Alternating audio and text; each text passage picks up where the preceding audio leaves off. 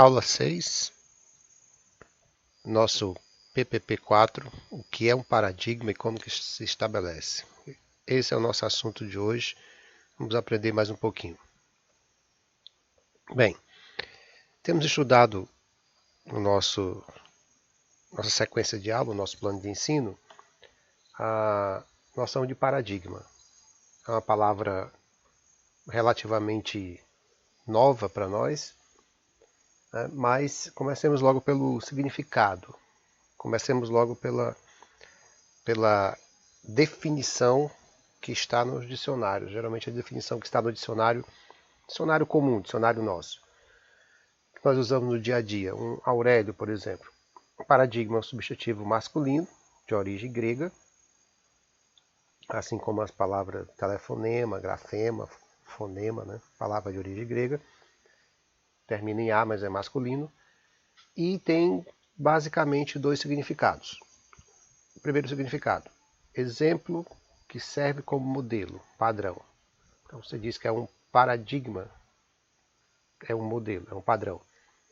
Na gramática, a noção de padrão continua, mas especificamente relacionado, por exemplo, à declinação verbal ou à conjugação verbal. Então, na gramática, a definição de paradigma é um conjunto de formas, de vocabulários, ou seja, de forma de palavra, que serve de modelo para um sistema de flexão e de derivação. Então, temos, por exemplo, o paradigma da primeira conjugação, paradigma da segunda, o paradigma da terceira. Paradigma verbal, você já estudou, seria os verbos cantar, vender e partir, respectivamente, paradigma da primeira conjugação, da segunda e da terceira. Eles servem, portanto, de modelo, servem de padrão para conjugar os demais. Portanto, palavra-chave para o nome para paradigma é padrão, modelo. E isso não foge no campo das ciências. No campo das ciências, paradigma é um conceito, né, que trata também de ter o significado de modelo. Como vocês estão percebendo aqui, paradigma é um conceito da ciência da epistemologia. Epistemologia significa teoria do conhecimento, que define um exemplo típico ou modelo de algo, tá certo? Portanto, a noção de modelo continua presente no campo das ciências da epistemologia. Outro significado dentro do campo das ciências da epistemologia é exatamente isso aqui. Paradigma é a representação de um padrão a ser seguido. Mais uma vez, padrão, modelo. Mais outra definição, é um pressuposto filosófico, ou seja, uma base, né, uma matriz. Nós temos uma teoria e a partir dessa teoria, um campo científico, e isso aí vai servir, né, de base para os outros, para o que vai ser concebido a partir dessa ciência, desse modelo. Ou seja, trata-se de uma referência inicial que é utilizada por outros estudos, por outras pesquisas. Vai dar, portanto, a base. Paradigma é como se fosse um alicerce, como se fosse uma fundação que você vai fazendo aqui, né, para construir o edifício da pesquisa. Não há, portanto, uma definição que fuja da palavra básica que é modelo, que é matriz, que é padrão. Essas são as palavrinhas básicas envolvidas aqui no campo das ciências para o nome paradigma, tá certo? Então nada de, a partir de hoje, se assustar quando ouvir este nome aqui de origem grega, paradigma. Essas informações estão aqui na Wikipédia, no verbete paradigma. A Wikipédia é interessante para o começo, né, de um estudo. Ela dá uma noção geral. A partir dali, há inclusive referências de autores para você ir à fonte primária, né, e beber na fonte primária e não ficar somente naquele inicial da Wikipédia. Mas para o nosso propósito aqui, a Wikipédia é suficiente. Ainda a respeito, né, do conceito de paradigma, vamos dar uma olhada aqui no caminho que ele seguiu. Nós vimos lá nos primeiros slides que ele começou na gramática, tá, com a história do modelo de conjugação verbal, do modelo de declinação, e pulou daqui da gramática e passou para a ciência do conhecimento. Ou seja, foi um conceito, um termo que foi reaproveitado de uma área, né, do conhecimento humano, que era a gramática, já existente. Ele passou de um significado bem específico dentro da teoria gramatical para o significado mais amplo na teoria da ciência, no estudo da ciência, que se chama epistemologia. Epistemologia vem também do grego, dois nomes aqui gregos, episteme, que significa conhecimento, e logos, né, que é estudo. Então, literalmente é o estudo do conhecimento.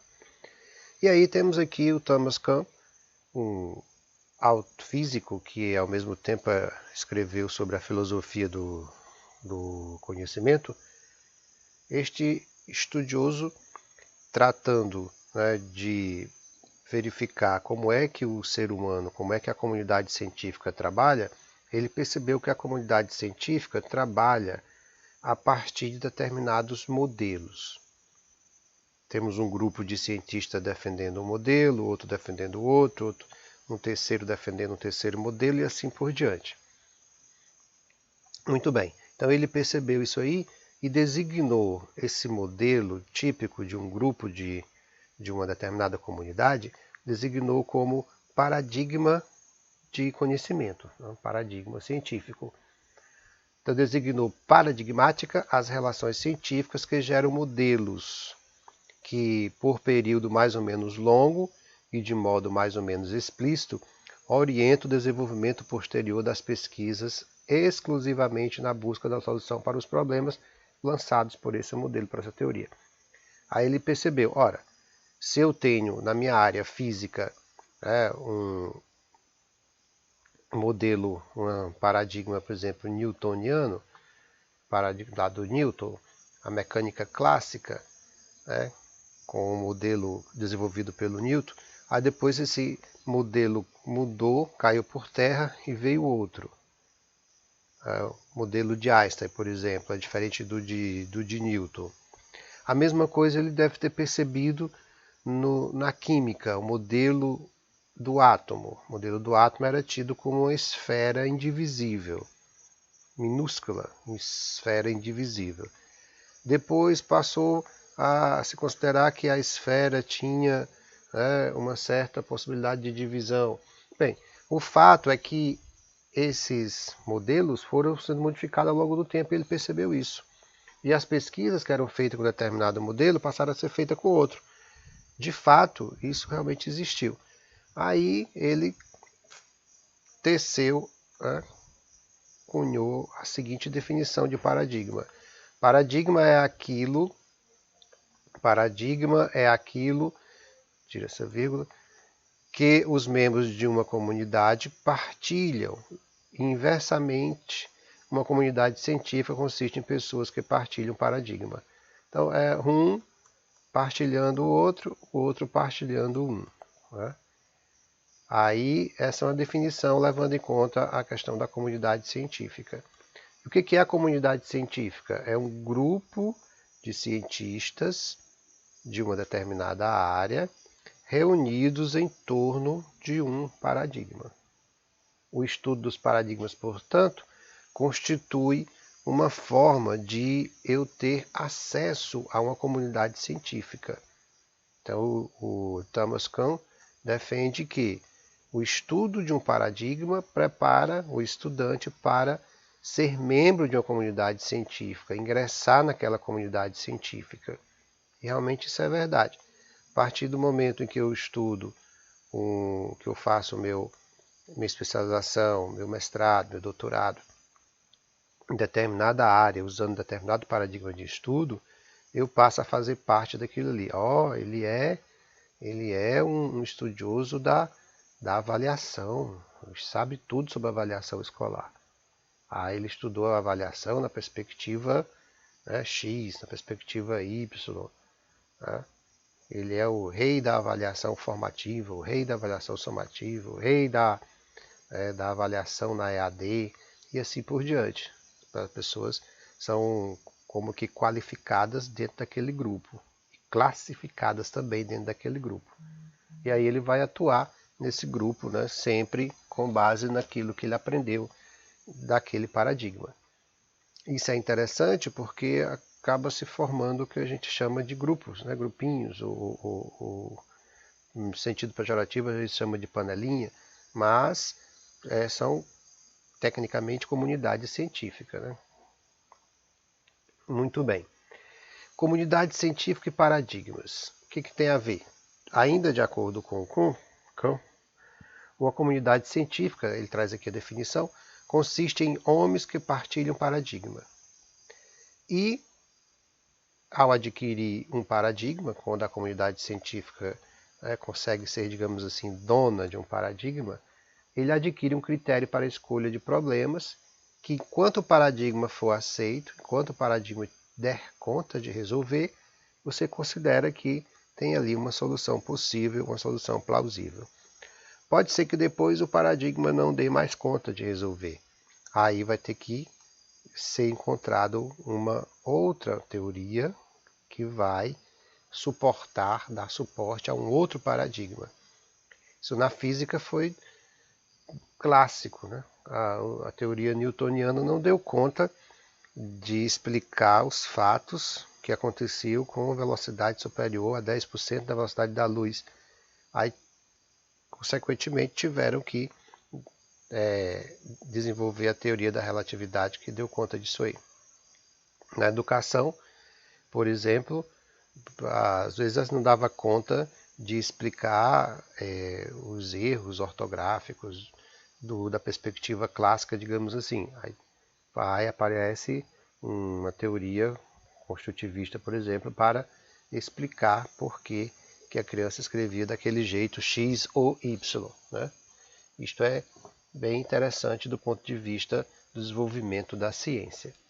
Então, os paradigmas são... E onde é que eu encontro os paradigmas? Os paradigmas são revelados, você encontra nos manuais, nos livros, né, nas conferências, nos exercícios de laboratório, nas pesquisas de laboratório daquela comunidade. Então, quando você quer pesquisar avaliação escolar, você vai pesquisar num determinado grupo de pessoas, né, de pesquisadores que tratam daquilo ali. Quando você quer pesquisar, por exemplo, gestão escolar, você vai para pesquisar num determinado grupo de pessoas que você percebe claramente que estudaram gestão e estudam gestão escolar há muito tempo. Então você vai de acordo, né, com o grupo. E um novo paradigma se forma quando a comunidade científica acha que aquele paradigma não deu mais conta, né? E aí eles abandonam aquele paradigma, os livros, os artigos, os autores, e deixam de lado e passam a formar outro, né, adequado àquela parte científica de que eles estão tratando. Então mudou então o paradigma, tá certo? Ora, como que eu formaria um novo paradigma, né? Na internet tem aqui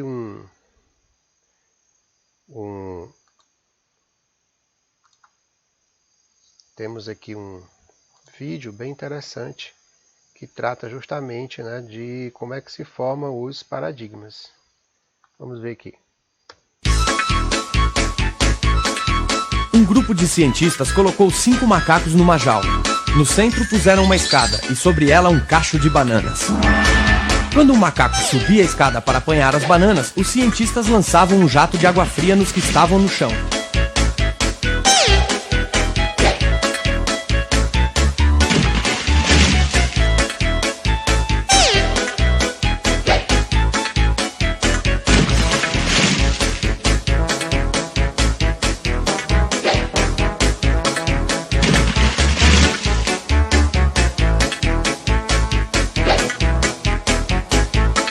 Depois de um certo tempo, quando o macaco ia subir a escada, os outros enchiam-no de pancadas.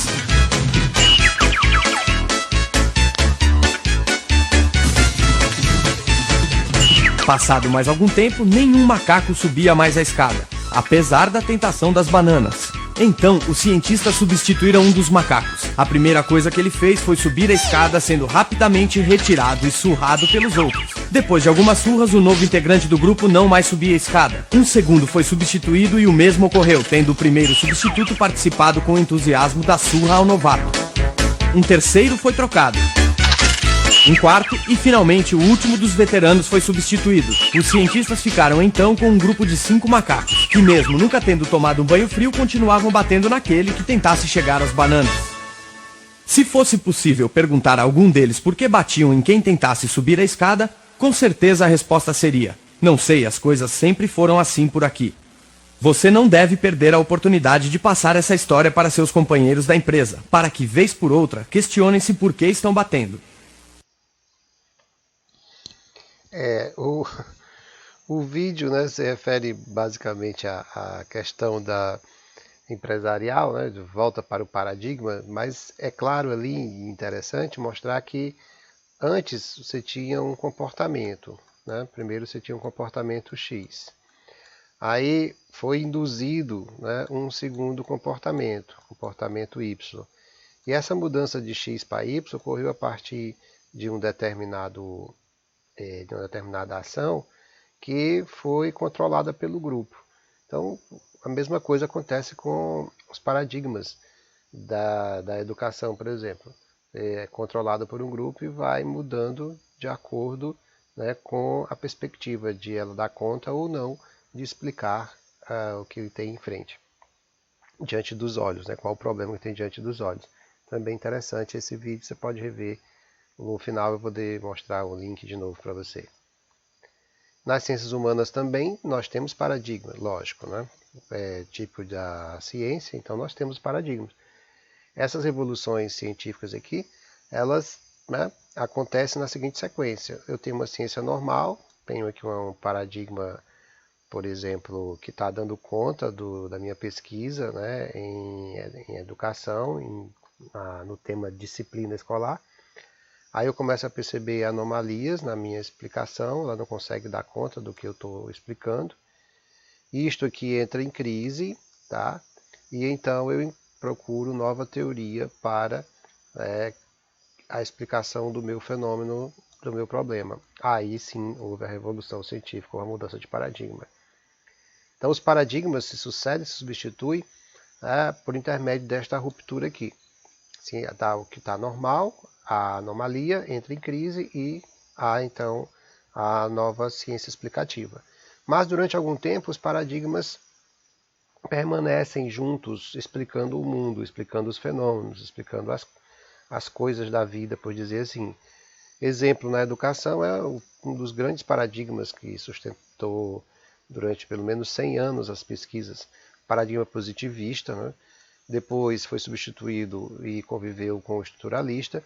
Depois do estruturalista passou a um paradigma funcionalista. O funcionalista veio ao mesmo tempo aqui trabalhando com materialismo histórico, né? E aí a gente vai tendo, na sequência da vida acadêmica, vários outros paradigmas que convivem e que coabitam, né, o mundo acadêmico e dos quais você deve ter conhecimento. Aqui estão algumas referências, se você tiver mais curiosidade de ler nossos livros, tá? Referência que estão no plano de ensino também, e aqui o site do filminho, né, que você pode rever com mais calma este e outros vídeos aqui, tá? Neste canal do YouTube, e aqui o verbete de paradigma da Wikipédia, ao qual também você pode voltar para ver um pouco mais. Por enquanto é só. Um abraço, até a próxima.